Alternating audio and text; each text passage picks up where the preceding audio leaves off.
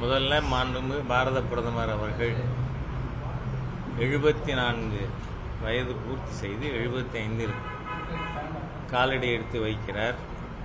அவருக்கு உங்கள் மூலமாக என்னுடைய மனமார்ந்த பிறந்த தின வாழ்த்துக்களை சமர்ப்பித்துக் கொள்கிறேன். மாண்புமிகு வந்துடும். அது தேர்தலின் பொழுதே முதல் 100 நாட்களுக்கு உள் பல்வேறு திட்டங்களை இந்த அரசு நிறைவேற்றும். ஆகவே நீங்கள் இந்த அரசை பற்றி எடை போட உங்களுக்கு 100 நாட்களுடைய பணிகள் போதுமானதாக இருக்கும் அப்படின்னு ஏற்கனவே மாண்புமிகு பிரதமர் அறிவித்திருந்தார்.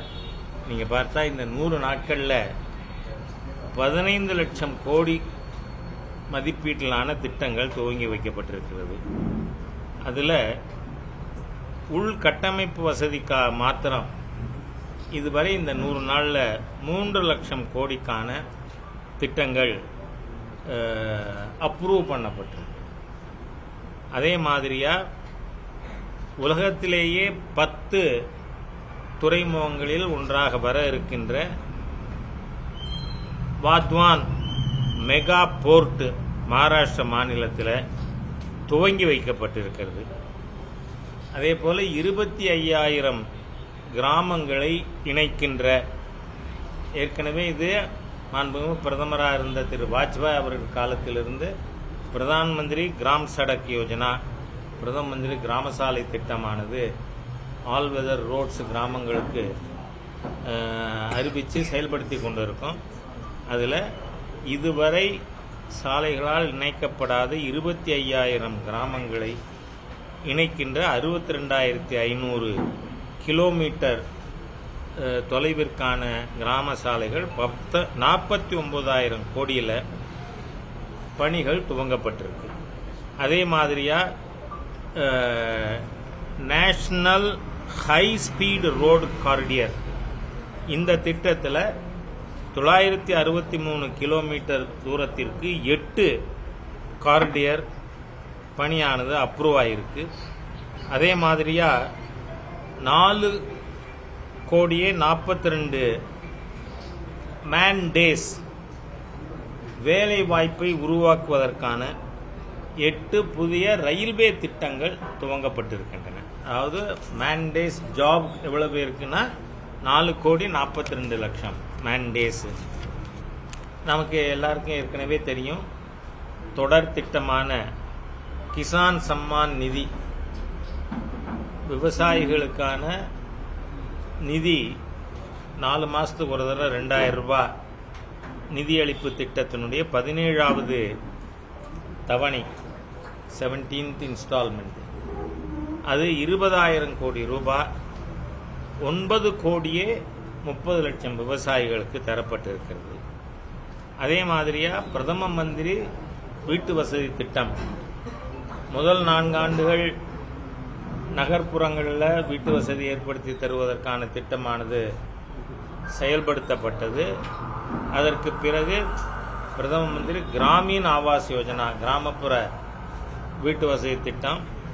இப்போது நகர்ப்புறத்தில் 1 கோடி வீடுகளும் கிராமப்புறத்தில் 2 கோடி வீடுகளும் கட்டி கொடுப்பதற்கான திட்டம் துவங்கப்பட்டிருக்கு. இதுவரை பிரதமர் மோடி அவர்கள் ஆட்சிக்கு வந்த பிறகு 4,27,00,000 வீடுகள் ஏற்கனவே கட்டி முடிக்கப்பட்டு ஹேண்ட் ஓவர் ஆகியிருக்கு.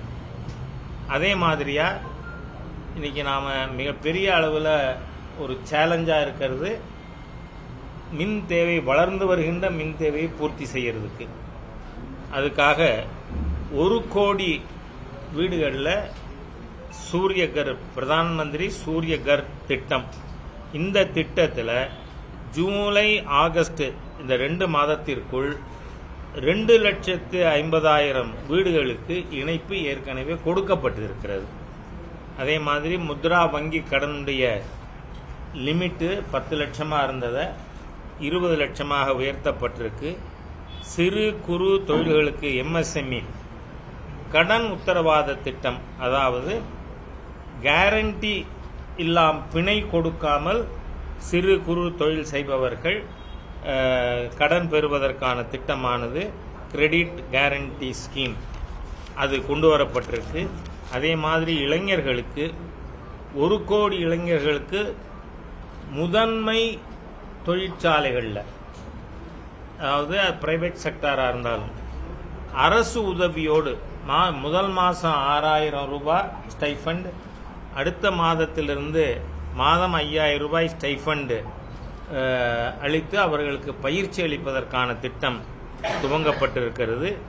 வரும் 5 ஆண்டுகளுக்குள், அதாவது இந்த 2024-29 காலகட்டத்திற்குள் 4 கோடியே 10 லட்சம் இளைஞர்களுக்கு வேலைவாய்ப்பு வழங்குவதற்காக 2 லட்சம் கோடி ரூபாய் மதிப்பீட்டில் திறன் மேம்பாட்டு திட்டமானது துவங்கி வைக்கப்பட்டிருக்கு. உங்களுக்கு நல்லா தெரியும், ஏற்கனவே இது பல முறை நானும் ரெஃபர் பண்ணியிருக்கேன். பொதுவாக குறிப்பாக சொல்லப்போனால் இடதுசாரிகள் அரசாங்க மூலதனம் இல்லைன்னா எப்படி வேலை வாய்ப்பு வரும்? ஆகவே அரசு மூலதனம் இருக்க வேண்டும், அதற்கான வழிவகையை அரசாங்கம் செய்யணும்னு. ஆனால் எங்கள் ஊர் கண்டனூர் சிதம்பரம் அவர்கள் நிதி மந்திரியாக இருந்தார். அப்போ 2013-14 நிதிநிலை அறிக்கையில் 16 லட்சம் கோடிக்கான வால்யூம் ஆஃப் பட்ஜெட், அதில் infrastructure facilities and capital investment 1 லட்சம் கோடி தான். அப்படின்னா எவ்வளவு? 16ல் 1 அப்படின்னா 6லேருந்து 7க்குள்ள. ஆனால் இப்போ நீங்கள் பார்த்தா இந்த மாண்பு நிதியமைச்சருடைய சமர்ப்பிக்கப்பட்ட பட்ஜெட்டை நாம் எல்லாரும் ஊடக நண்பர்களும் நல்லா ஞாபகத்தில் வச்சுக்க முடியும். 11,11,111 கோடி இன்ஃப்ராஸ்ட்ரக்சருக்கு மாத்திரம் நிதி ஒதுக்கப்பட்டிருக்கு. தமிழ்நாட்டில் தூத்துக்குடி போர்ட்டு, இப்போ மாண்புமிகு பிரதமர் அவர்கள் 2 வந்தே பாரத் ரயில்கள் துவங்கி வச்சிருக்கார்.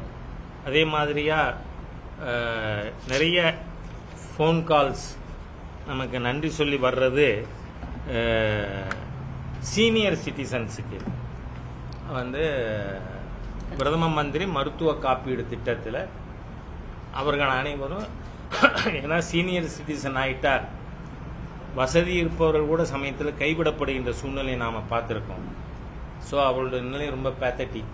அதனால் எந்த விதமான வருமான வரையீடுகளும் இல்லாமல் அனைவருக்கும் 5 லட்சம் ரூபாய்க்கான மருத்துவ காப்பீடு திட்டமானது கொடுக்கப்பட்டிருக்கு. இந்த மாதிரி உங்களுக்கு நான் எல்லாருக்குமே சொல்லியிருக்கேன்.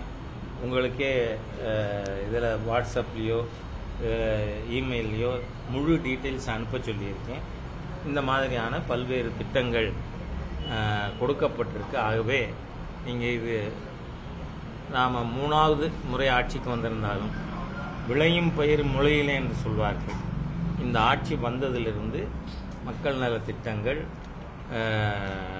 உள்கட்டமைப்பு வசதிகளுக்கான திட்டம், வேலை வாய்ப்பு உருவாக்குவதற்கான திட்டங்கள் ஆகியவை, விவசாயிகளுக்கான திட்டங்கள் இவையெல்லாம் செயல்படுத்தப்பட்டிருக்கு.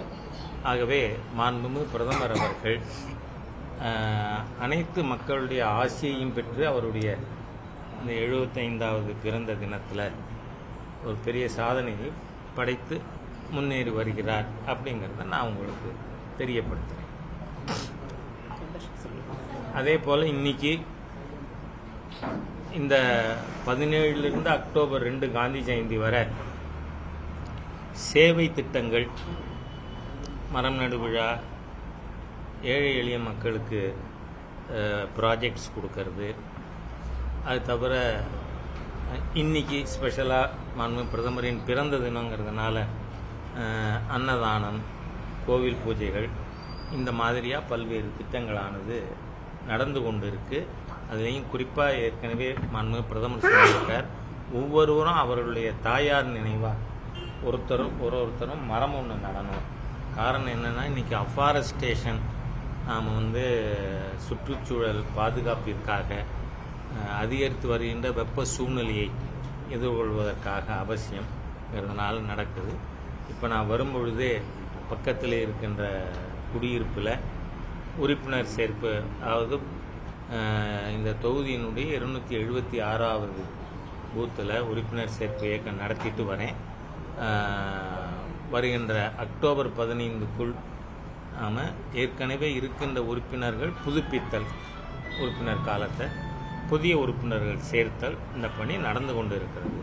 அதுவும் கோயம்புத்தூரில் சிறப்பாக நடைபெற்று வருகிறது. அதனால் அதுலேயும் போய் 276th பூத்து அதில் உறுப்பினர் சேர்த்துட்டு வந்துட்டுருக்கேன். ஸோ நான் சொல்கிறதுக்கு இருக்குது, நீங்களாக எதுவும் கேட்குறதுன்னா கேட்க. ஸ்டேட் வைட் மெம்பர்ஷிப் உங்களுக்கு எவ்வளோ இருக்குது? இப்போ எவ்வளோ ஒரு டார்கெட் பண்ணியிருக்கிறீங்க? இப்போ கோயம்புத்தூரில் எவ்வளோ பேர் இருக்காங்க, எவ்வளோ டார்கெட்? எங்களுக்கு ஏற்கனவே 31 லட்சம் பேர் உறுப்பினர் இருக்காங்க. 31 lakhs. அதை டார்கெட் இப்போது 1 crore ஃபிக்ஸ் பண்ணியிருக்கோம். நீங்கள் நேற்று வரைக்கும் விநாயகர் சதுர்த்தியால் கொஞ்சம் ப்ராக்ரஸ் ஸ்லோவாக இருந்தது. மோர் தேன் 7.5 to 8 lakhs மெம்பர்ஸ் ஏற்கனவே இப்போ சேர்ந்துருக்காங்க.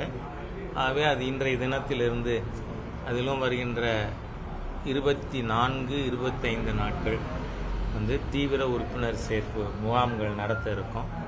பொது இடங்களில் உறுப்பினர் சேர்ப்பு இப்போ வீடு வீடாக போய்கொண்டு இருக்கோம். பொது இடங்களில் விளம்பரத்தோடு மேசை போட்டு அங்கே உறுப்பினர்கள் சேர்க்கறதுக்கான திட்டமும் இருக்குது. அதனால் 24 இது உறுப்பினர் சேர்ப்பு இயக்கம் அக்டோபர் 15 வரை நடத்துறதுக்கு இருக்குது. பட் இந்த 24, 25லேயே ஒரு கணிசமான முன்னேற்றம் இதில் கிடைக்கும்.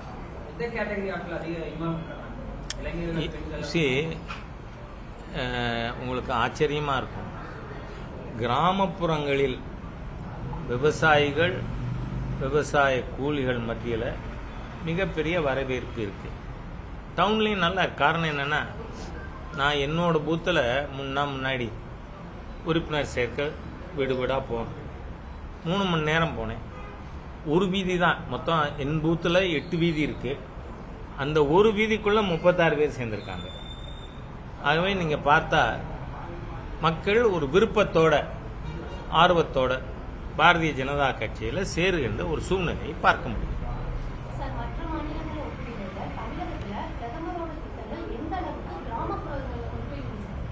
அதான் இப்போ நான் சொன்னதே, கிராமப்புறத்தில் ஏன் நீங்கள் பார்த்தீங்கன்னா கிசான் சம்மான் நிதி கிராமப்புறங்களில் போய் சேர்ந்துருக்கு. அதே போல் கிராமம் நகரம்னே இல்லை, எல்லா ஏழை எளிய மக்களுக்கும் ஒரு நபருக்கு மாதம் 5 கிலோ அரிசி, 1 கிலோ பருப்பு. இது நீங்கள் பார்த்தா அமெரிக்கா, இங்கிலாந்து, இன்னும் ஜெர்மனி, இந்த மாதிரி பல நாடுகளுடைய பாப்புலேஷனை கூட்டினாலே 80 கோடி வராது. ஆனால் நாடு முழுக்க 80 கோடி பேருக்கு இட்ஸ் எ வெரி பிக் ஒரு ஃப்ளாக்ஷிப் ப்ராஜெக்ட். இந்த திட்டம் மக்களிடையே மிகப்பெரிய வரவேற்பை பெற்றிருக்கு. காரணம், இது 100% சென்டர் ஸ்பான்சர்டு சப்சிடி. இதில் ஸ்டேட் கவர்மெண்ட்டுக்கு எள்ளுமுனை அளவு கூட சம்பந்தம் கிடையாது. இதெல்லாம் மக்களுக்கு புரிய துவங்கி இருக்கிறது, சென்றடைந்திருக்கு.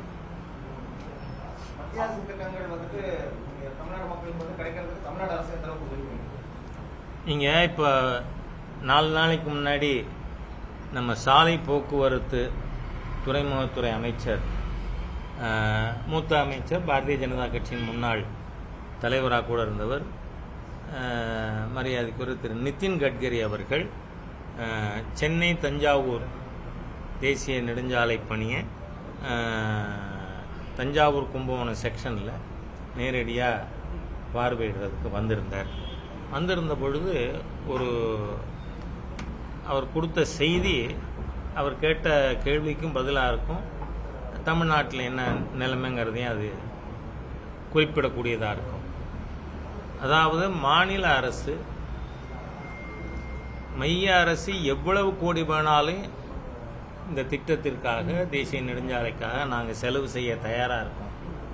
ஆனால் நிலம் கையகப்படுத்தி கொடுப்பதில் தமிழகத்தில் ரொம்ப டார்டியாக இருக்குது. எங்களுக்கு அது கையகப்படுத்தி கொடுக்கல, அதனால நாங்கள் நினச்ச வேகத்தில் அதை செய்ய முடியலை. ஆகவே எந்த அளவுக்கு நீங்கள் அதே மாதிரியா நீங்கள் பார்த்தா இது ரயில்வே மினிஸ்டரும் இதே கருத்து சொல்லியிருக்கார். அதோடு மட்டும் இல்லை, விஸ்வகர்மா தினம் இன்னைக்கு மாண்புமிகு பிரதமர் அவருடைய பிறந்த நாள் மட்டும் இல்லை, விஸ்வகர்மா தினமும் கூட.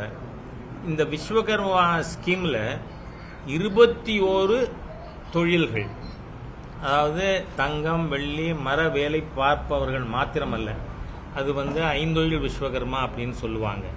அதுக்கு மட்டும் இல்லை, மேசன், கொத்தனார், சைக்கிள் ரிப்பேர் ஷாப் வச்சிருக்கிறவர், இந்த மாதிரியா ஒவ்வொருவரும் மொத்தம் 21 தொழில்கள்.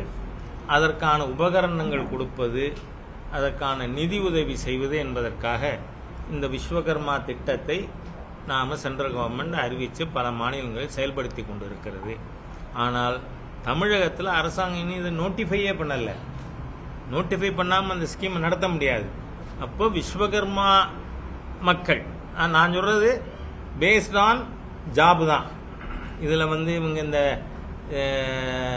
திராவிடியன் மூளை அதை கொண்டு வந்து புகுத்தி இதில் ஏதோ ஜாதி இருக்கிற மாதிரி, ரிசர்வேஷன் ஜாதியை வச்சு தானே வச்சுருக்கோம். அதோடு மட்டும் இல்லை, காங்கிரஸோடு சேர்ந்துக்கிட்டு திராவிட முன்னேற்ற கழக அரசும் ஜாதி வாரி கணக்கெடுப்பு எடுக்கணும்னு பேசுகிறாங்க இல்லையா, கோரிக்கை இருக்கு. அது தர்க்க ரீதியாக ஏற்கிறோம் ஏற்கல வேற. ஆனால் ஜாதி வாரி கணக்கெடுப்பே நடத்தணுங்கிறவங்க இந்த விஸ்வகர்மா ஸ்கீம் இது ஜாதி வந்துடும், அதனால் நாங்கள் அப்ரூவ் பண்ண மாட்டோம் அப்படின்னு பேசினா, is it not the highest order of hypocrisy? அதனால மாநில அரசு இன்னைக்கு நான் விஸ்வகர்மா தினத்தில் என்னோட கோரிக்கையாகவே வைக்கிறேன், உடனடியாக இந்த ஸ்கீமை நோட்டிஃபை பண்ணணும். இதனால் பல லட்சக்கணக்கான தொழில் செய்பவர்களுக்கு நிதி உதவியும் கிடைக்கும், உபகரணங்களும் இந்த திட்டத்தில் கொடுக்கப்படுது. அதனால இது மாநில அரசு செய்யணும்.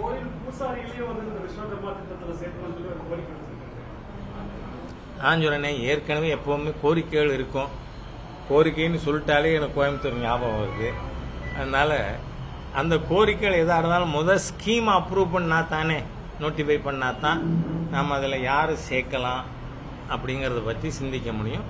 அதனால மாநில அரசு உடனடியாக இதில் ஸ்கீமை நோட்டிஃபை பண்ணணும். நான் ஒரு விஷயம் எப்போவுமே, I have been an office bearer for over 35 years பிஜேபியில். அதுலேயும் 1993லேருந்து 32 ஆண்டுகளாக நான் ஸ்டேட் ஆஃபீஸ் பேரராகவே இருக்கேன். இந்த கேள்விக்கு நான் இந்த ஆண்டுகளில் பதில் சொன்னது இல்லை. காரணம் என்ன? அலையன்ஸ் பற்றி முடிவு எடுக்கக்கூடிய அதிகாரம் சென்ட்ரல் பார்லிமெண்ட் போர்டுக்கு. நான் அதை என்கரேஜ் பண்ண விரும்பலை. இப்போ இருக்கக்கூடிய எங்கள் கூட்டணியில் இருக்கக்கூடிய பிஎம்கே இருக்குது, தமிழ் மாநில காங்கிரஸ் இருக்குது, திரு டிடிவி தினகரன் அவர்களுடைய அம்மா மக்கள் முன்னேற்ற கழகம் இருக்குது, திரு ஓபிஎஸ் அவர்களுடைய அமைப்பு இருக்குது. இந்த கட்சிகளோடு நாங்கள் பயணித்து கொண்டு இருக்கிறோம். மீதி யாரையாவது சேர்க்கணும் அப்படின்னு சொன்னால் மத்திய தலைமை முடிவு பண்ணணும். அவங்க என்ன முடிவு பண்ணுறாங்களோ அதை செயல்படுத்துகிற இடத்தில் இருக்கிறோம் நான். அதனால அதுக்கு மேலே நான் இதுக்கு பதில் சொல்ல முடியாது. மத்திய அமைச்சர் நிதின் கட்காரி அரசு விழாவில் பேசுவாங்க, லஞ்சம் கொடுத்தா தான் அரசாங்கத்தில் வேலை நடக்குதுன்னு அவரே ஒரு ஸ்டேட்மெண்ட். தெரியல அவர் என்ன பேசினாருன்னு. நான் அவர் எந்த லெவலில் இருக்கிறவங்களை சொன்னாங்கன்னு தெரியாமல் நான் அதுக்கு பதில் சொல்ல விரும்பலை. நான் அதை பார்க்கல. அதிமுக பாஜகவோட கூட்டணி இல்லை அப்படிங்கிறது திட்டவட்டமாக பல பத்திரிகை சொல்லிட்டு வராங்க. அதை பற்றி கேட்டாலே நாங்கள் குடி பஸ் திரும்ப திரும்ப கேட்குறீங்க அப்படின்னு ஒரு விஷயம் சொல்கிறாங்க. அதனால தான் அங்கேயும் கேட்க வேணாம் இங்கேயும் கேட்க வேணாங்கிறேன் நான். இல்லை, அவங்க அந்த கேள்வி எது கொண்டு பேசுகிறாங்க. அது பாஜக கிடையாது. இப்போ நான் அதிமுக வேண்டாம் அப்படிங்கிற நான் எக்ஸ்பிளிசிட்டாக சொல்லியிருக்கேன். நீங்கள் என்ன வார்த்தை எதிர்பார்க்கிறீங்களோ அது என் வாயிலேருந்து வரணும்னு நினைக்கிறது இட் இஸ் அன்ஃபேர். நான் தெளிவாக சொல்லியிருக்கேன், நாங்கள் எங்களோடு இருக்கின்ற இன்னென்ன கட்சிகளோடு பயணித்து கொண்டிருக்கிறோம். இதில் ஏதாவது ஆம்பிகுட்டி இருக்கா நான் சொன்னதில்? இல்லை. அதனால I feel I have made myself clear. அப்படியா? ஒருங்கிணைப்பாளருங்கிற முறையில் எனக்கு அது நாலேஜே இல்லை. அதனால தான் கேட்குறேன். தெரியாமல் நடக்காது இல்லையா? அப்படின்னா நடக்கலைன்னு அர்த்தம்.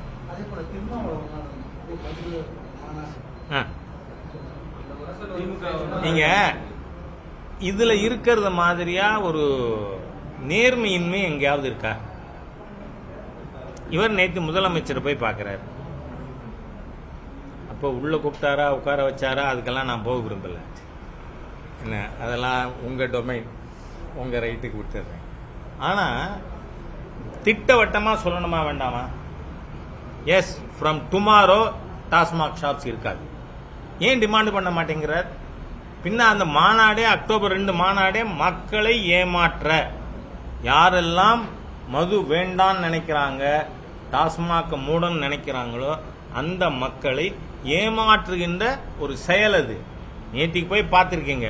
உடனே இன்னைக்கு மாநில அரசாங்கம் என்ன சொல்லுது? நாங்க 500 கடை மூடியிருக்கோன்னு. 1000 கிளப் திறந்திருக்கீங்க.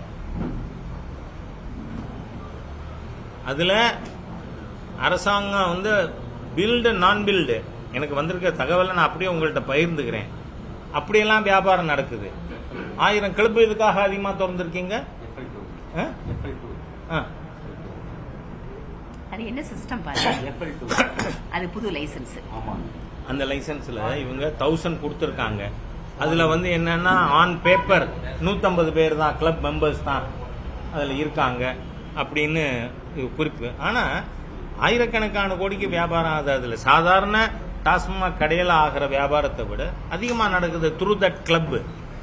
அதனால இது எல்லா விதத்திலும் மக்களை முழுமையாக ஏமாற்றுகின்ற மோசடி அணுகுமுறை. அதுக்கு ஒரு ஃபேக்கட் அக்டோபர் 2 கான்ஃபரன்ஸ்ங்கிறது பளிச்சுன்னு நேற்று கேட்டிருக்கணுமா வேணாமா? அவங்க செய்யறாங்க, செய்யல வேற. It's for the state government to decide. ஆனா திருமாவளவன் அவர்கள் என்ன கேட்டிருக்கணும்? எனக்கு நாளையிலிருந்து நான் அக்டோபர் 2 மாநாடு நடத்துறதுக்குள்ள தமிழ்நாட்டில் இருக்கின்ற டாஸ்மாக் கடைகள் மூடப்பட்டிருக்க வேண்டும். அதை நாங்க எதிர்பார்க்கிறோம். அது எங்க கோரிக்கை. சொல்லலாம்ல. சும்மா இருக்கிற மத்திய சர்க்காருக்கு எதிராக பேசுறாராம். என்ன அதுக்கு நீங்க பார்க்கணும்னா அப்ப என்ன ஆகும்? முதல்ல இந்த 2 ஐட்டம் ஜிஎஸ்டியில் இல்லை. ஹியூமன் கன்சம்ஷன் ஆல்கஹால், ரெண்டாவது பெட்ரோலியம் ப்ராடக்ட்ஸ். முதல்ல அது சென்டருக்கு போகணும். நீங்க ஏன் அது 2 மாத்திரம் இன்னும் சேர்க்க விட மாட்டேங்கிறீங்க ஜிஎஸ்டியில்? ஜிஎஸ்டியில் சேர்த்து மேக்சிமம் மார்ஜினல் ரேட் ஜிஎஸ்டி 28% போட்டாலும் வந்து டிஎன்ஜிஎஸ்டி 14%, சென்ட்ரல் சிஎஸ்டி 14. ஸோ உங்களுக்கு பெட்ரோலியம் ப்ராடக்ட்டுக்கு 55%, 60% எல்லாம் ஸ்டேட் எக்ஸைஸ் இருக்கு. அதனால நீங்க கொடுக்குமா? அதே மாதிரி தான் ஹியூமன் கன்சம்ஷன் ஆல்கஹால்.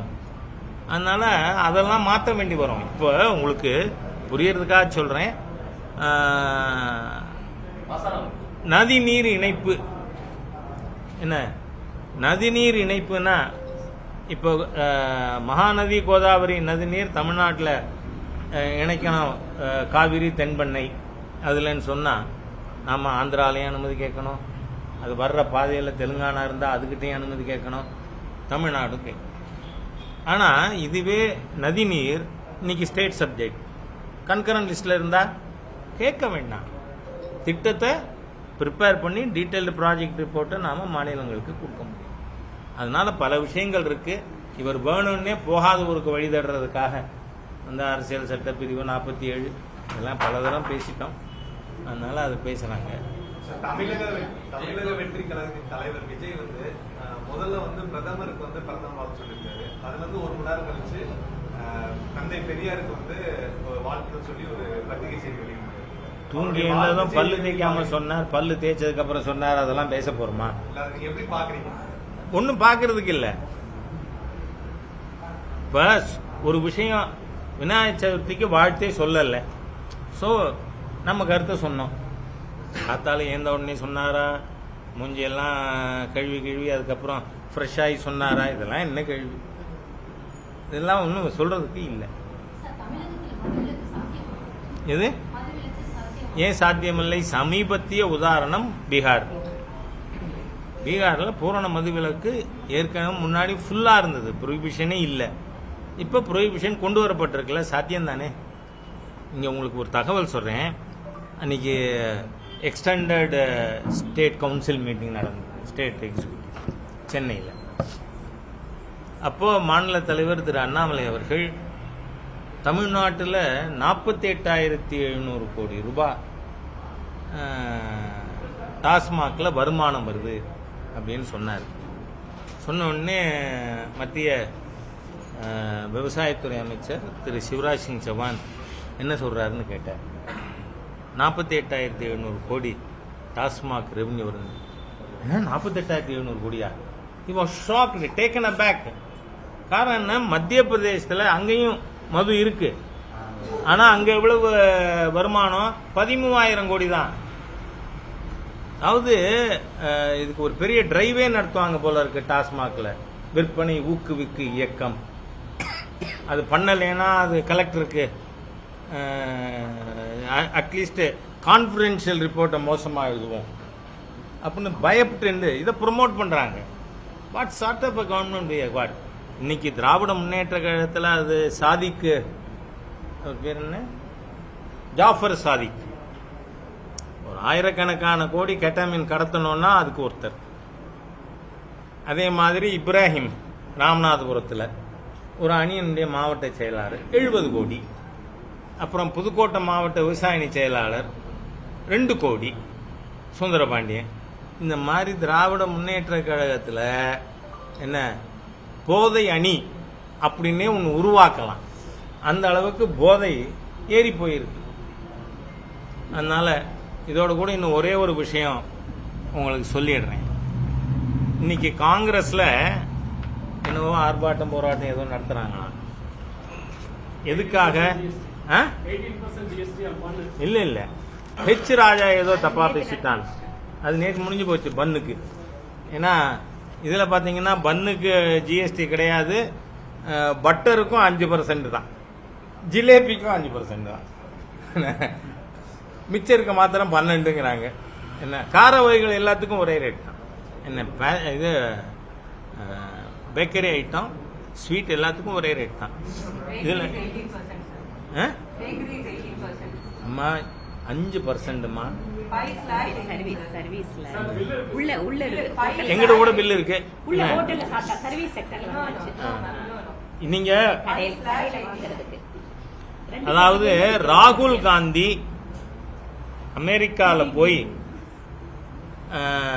செய்து கொண்டிருக்கின்ற ஒரே பணி எல்லா இந்திய விரோத சக்திகளையும் ஒருங்கிணைப்பது.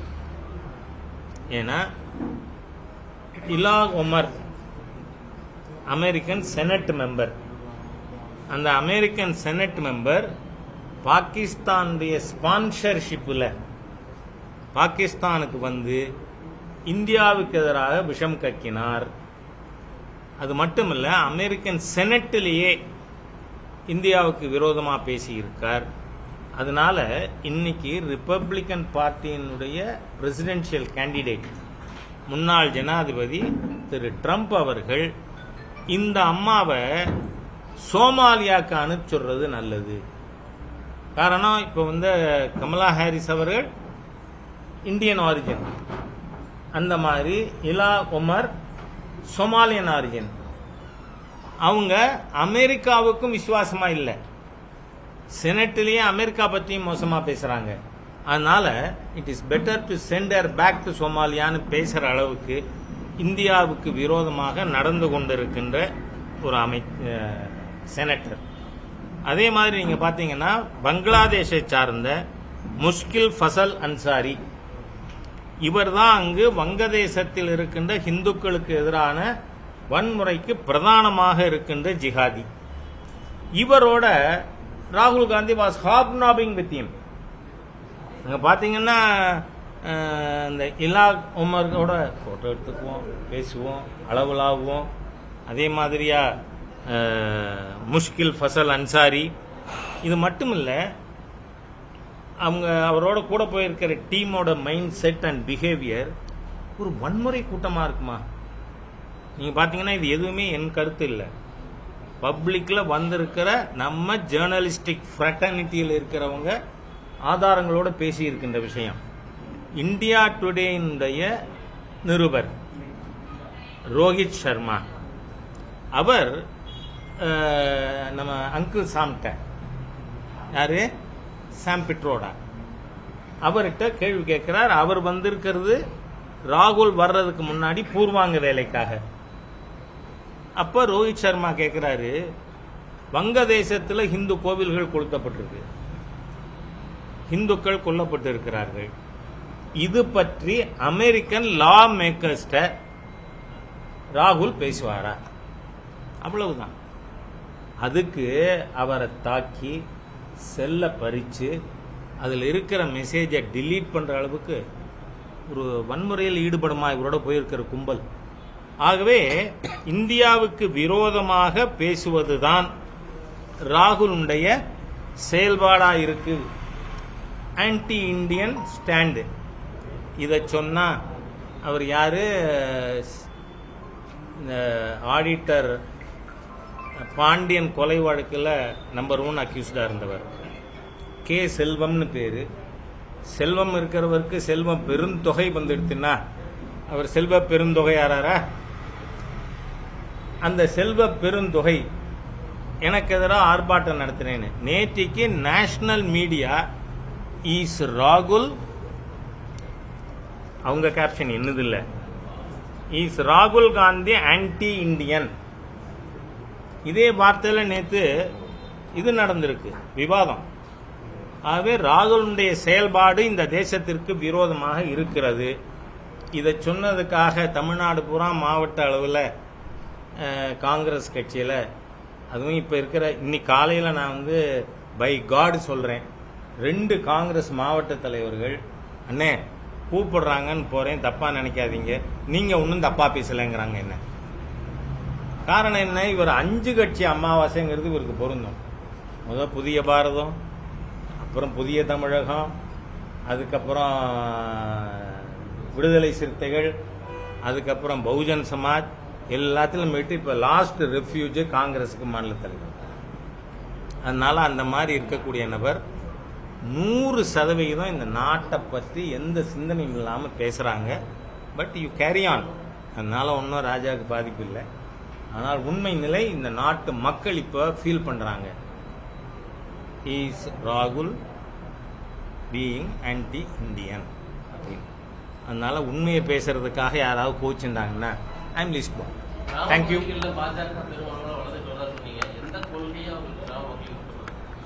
சரி, முதல்ல அரசியலில் நேர்மை, பொது வாழ்வில் தூய்மை, பிஜேபியினுடைய 5 கார்டினல் பிரின்சிபிள்ல அது ஒன்று. அது மக்களை, காரணம் என்ன, இன்னைக்கு இந்த தோசை திருப்புற சட்டுவம் இருக்குல்ல, அதால இந்த அரசாங்கம் போட்ட ரோட பேக்க முடியுது, என் வீட்டு வாசல்ல இருக்கு. அந்த மாதிரியா வளர்ச்சிக்கு மிகப்பெரிய தடை ஊழல். அது இல்லாத ஆட்சி. ஏன்னா இந்த 10 ஆண்டுகள்ல சென்ட்ரல் மினிஸ்ட்ரியில ஒரு மினிஸ்டரை பத்தி கூட இல்லை. ஆனா 12 லட்சம் கோடிக்கு விளையாட்டுனா விளையாட்டுல ஊழல், 2Gனா 2Gல ஊழல், நீர்மூழ்கி கப்பல்னா நீர்மூழ்கி கப்பல் ஊழல், இந்த மாதிரியா இருந்த ஒரு சூழ்நிலை மாறி இருக்கு. அதனால மக்கள் பாரதிய ஜனதா கட்சியை விரும்புறாங்க. மாண்புமிகு பிரதமர் மோடி அவர்களுடைய செயல்பாடு அவர்களுக்கு பிடிச்சிருக்கு.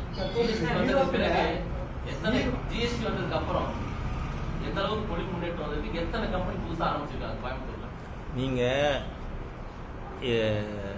இபிஎஸ் வந்து ப்ராவிடென்ட் ஃபண்ட் இதில் ரிஜிஸ்டர் பண்ணியிருக்க கம்பெனிஸு பல மடங்கு கூடியிருக்கு. ஒன்று இந்த ஜிஎஸ்டினா என்ன, தயவு செய்து நண்பர் எனக்கு சொல்லிட்டீங்கன்னா வந்து நான் நன்றி உள்ளவனாக இருப்பேன். ஜிஎஸ்டி என்ன? இதுக்கு முன்னாடி வரி இருந்ததா இல்லையா?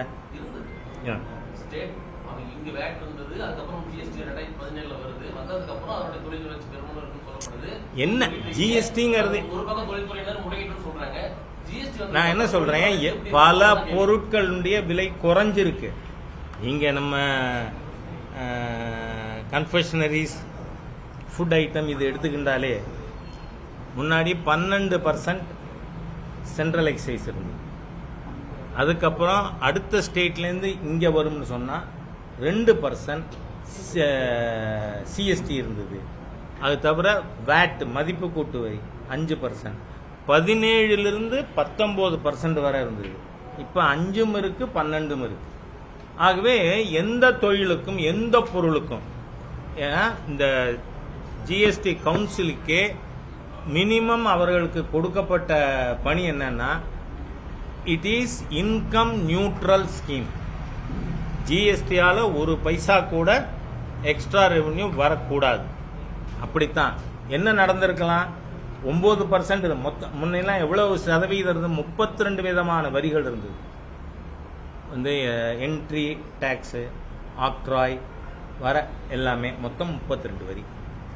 அதுல ஒரு ப்ராடக்ட்டுக்கு 9% இருந்தத ஜிஎஸ்டியில் 4 ஸ்லாப் தான். 5, 12, 18, 28. இதுக்குள்ள அதை அகாமடேட் பண்ணணும். அதனால 9 இருந்தத 1 5 ஆக்கியிருக்கலாம், இல்ல 12 ஆக்கியிருக்கலாம் அதிகபட்சம். அதனால இந்த ஜிஎஸ்டியால் வரி விகிதத்தில் எந்த பாதிப்பும் எவருக்கும், அது வந்து ட்ரேடரா இருந்தாலும் சரி, மேனுஃபேக்சரா இருந்தாலும் சரி இல்ல. ஆனா வேணும்னே மத்திய அரசாங்கத்தினுடைய திட்டம்ங்கிறதுனாலேயே, பிஜேபி கவர்மெண்ட்ங்கிறதுனால பொய்யான நேரேட்டிவ், ஒரு இருங்க சொல்லிடுறேன், ஒரு நிமிஷம். ஒரு முட்டாள்தனமான நேரேட்டிவ் என்ன தெரியுமா? அப்பத்தாக்கு வரி, அம்பானிக்கு வரி இல்லை. இதை விட மோஸ்ட் இடியாட்டிக் ஆர்குமெண்ட் இருக்க முடியுமா? அந்த ஆர்குமெண்ட்டுக்கு Sir, answer we are not talking of Ambani. We are saying that MSMEs are affected by GST. ஜிஎஸ்டியால மட்டும் இல்லை. GST ஆலையும் இருக்காங்க. இல்ல, ஜிஎஸ்டி காரணமாவே இருக்க முடியாது. நான் சொல்லிடுறேன் இதுக்கு. ஏன்னா ஜிஎஸ்டிக்கு முன்னாடி வரியே இல்லாம ஜிஎஸ்டி போட்டிருந்தா பாதிக்கும். அந்த மாதிரி வரியே இல்ல சார். எதுக்கு? எதுக்கு? All job work. MSME job work. முன்னாடியே இருந்ததுமா ஜாப் ஒர்க்குக்கு? இல்ல சார், 5% போட்டிருக்காங்க, முன்னாடி இல்ல. நீங்க இந்த 5 18 இருந்தது. நான் வந்து சென்ட்ரல் கவர்மெண்ட்ல பேசித்தான் குறைச்சோம். ஆமா, அதை குறைச்சிருக்கோம். வரி இல்ல, 12% போட்டிருக்காங்க, 5 குறைக்க சொல்லி கேட்டுட்டு இருக்காங்க. பல வருஷமா கேட்டு. இல்ல இட் இஸ் 5% தானே. இப்ப நீங்க அன்னைக்கு ஒரு நிமிஷம் ப்ளீஸ். சார் 5% கேட்டுட்டு இருக்காங்க. 5% நீங்க அன்னைக்கு 5% 18 சொன்ன மாதிரி விவாதமே கோயம்புத்தூர்ல வேண்டாம். அதனால உங்களோட கோரிக்கை ஜாப் ஒர்க்குக்கு வேணும். we will talk the government. Okay, thank you. இல்ல, நீங்க கோயம்புத்தூர் வந்து பேசல, டெரர் மாடியூல்ஸ் ஆக்டிவிட்டி அதிகமா இருக்குதுன்ற மாதிரி சொல்லிருக்கீங்க. இப்ப கம்மியா இருக்குதா இல்ல வந்து ஸ்டேபிள் ஆயிடுச்சா, ஜாஸ்தியா? எப்ப சொல்லிருக்கேன்? என்ன சொல்லிருக்கேன்? நிறைய பேட்டியில சொல்லிருக்கீங்க கோயம்புத்தூர்ல தீவிரவாத இது அதிகமாயிட்டு வருது. சிலிண்டர் குண்டு எப்ப சொல்லிருக்கேன்? சிலிண்டர் குண்டு நடந்தது உண்மைதானே? என்ன சொல்ல முடியாது சார். ஏன்னா கண்டுபிடிக்கிறத பொறுத்து தானே சொல்றோம். இன்னைக்கு ஒரு விஷயம் என்னால தெளிவா சொல்ல முடியும்.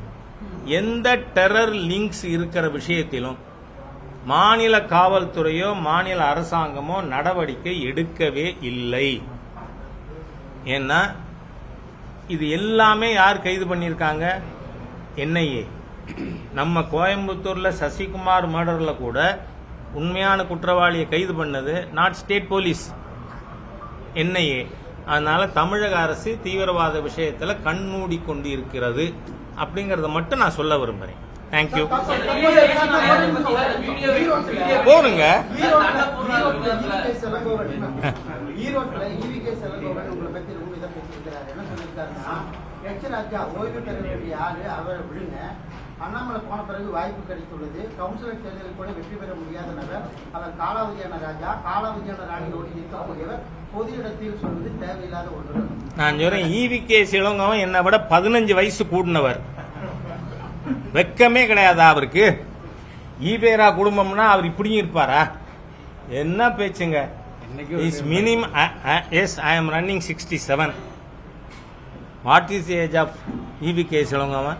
பையன் இறந்ததுனால அந்த இடத்துல வந்து காலாவதியானவர் திருப்பியும் வந்து எம்எல்ஏ ஆயிருக்கார்.